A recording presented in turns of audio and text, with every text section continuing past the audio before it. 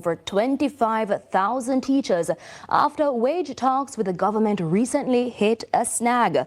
The Finance Ministry offered the educators a 3-year wage deal with no increase in the first year and a 2.5% raise in the following 2 years. Now, the teachers have rejected the offer, demanding more. Speaking on day 3 of the Jamaica Teachers Association annual conference earlier today, Education Minister Dr. Dana Morris-Dixon said the government is committed to giving the educators the best possible offer. As you know, I'm not Minister of Finance, right? So I'm going to tell you, right? So you do not need to look at that zero. Do not look at that zero. What we say to you is, we are ready. The Minister of Finance is ready. The PM has said, as a former teacher, as a former Minister of Education, teachers deserve a good salary. He has said that, and he means it. And so as we go back to the table, President, I expect that we will be negotiating in good faith. This was newly installed President of the JTA, Mark Malavra, earlier this week. I am unmoved, unshaken, and I will not back down. Let the message go loud and clear. 0% is not an offer. Somebody needs to tell Antife that 0% cannot buy a Pro Box. If this matter is not treated with, then we will leverage the resources of the teacher and bring a class action lawsuit against the government on behalf of these teachers.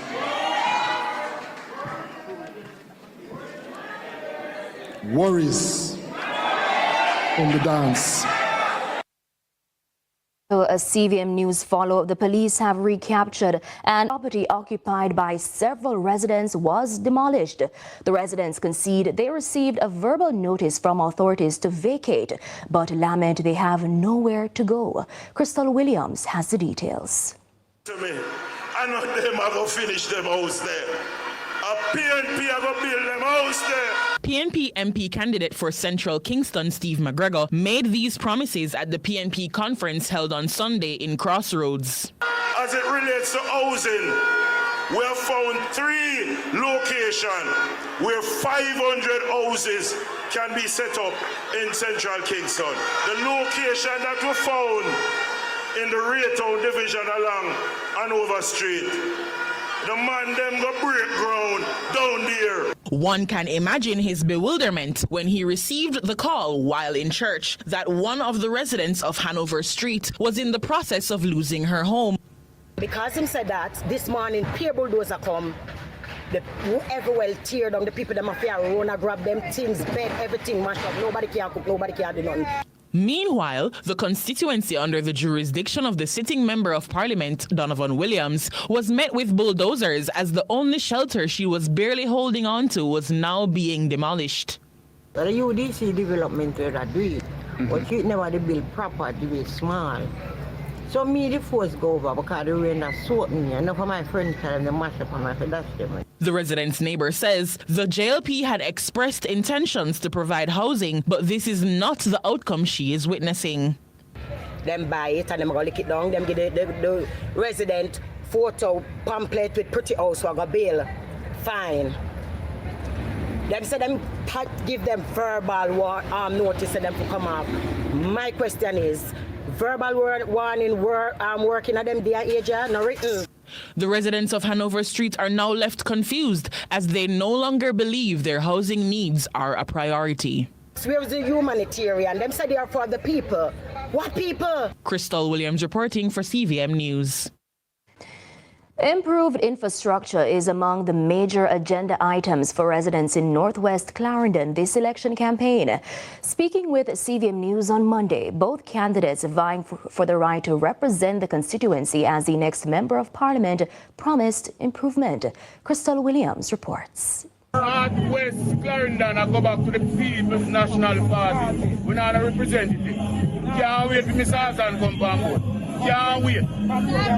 Can't wait at all. Look for the town, I'll go to the place. Look for the place. Bad word that kill me. This sentiment by a resident of the Frankfield division was an issue he thought would be solved by a specific aspiring member of parliament. It left PNP candidates for Clarendon Northwestern, Richard Azan, questioning what the JLP was able to achieve during their time in office. I would like the Labour Party to show what they have done. And especially in the last 5 years, that the Prime Minister could not cut a ribbon in Northwestern Clarendon, more than cut a ribbon for bad road. However, the JLP candidate, Warren Newby, took on the challenge after Philip Henriquez, the JLP incumbent, decided not to seek re-election. Newby assured constituents that with his name on the ballot, they have nothing to worry about. All the residents that you speak to, they want to make sure that there's water in their pipes and that their roads are rehabilitated. That's number one priority. While outlining other interests he had in improving the constituency, he warned supporters to operate as safely as possible despite what he thought was misleading messaging. What needs to happen, though, is a wholesale condemnation of the blood and fire message of the People's National Party. It is irresponsible. The intention is to gaslight their supporters, to gas them up such that they are going to use violence as a means of electioneering. Crystal Williams, CVM News. Meanwhile, in eastern Westmoreland, the opposition's General Secretary, Dr. Dayton Campbell, is vowing to tackle long-standing issues. Once again, here's Crystal Williams. General Secretary of the People's National Party, Dr. Dayton Campbell, brought out a massive crowd in eastern Westmoreland. Dr. Campbell, who is going up against sitting Member of Parliament Danny Lawrence, was nominated at 11 a.m. on Sunday. Dr. Campbell says when elected, he has major plans for the constituency, including infrastructure, employment, and education.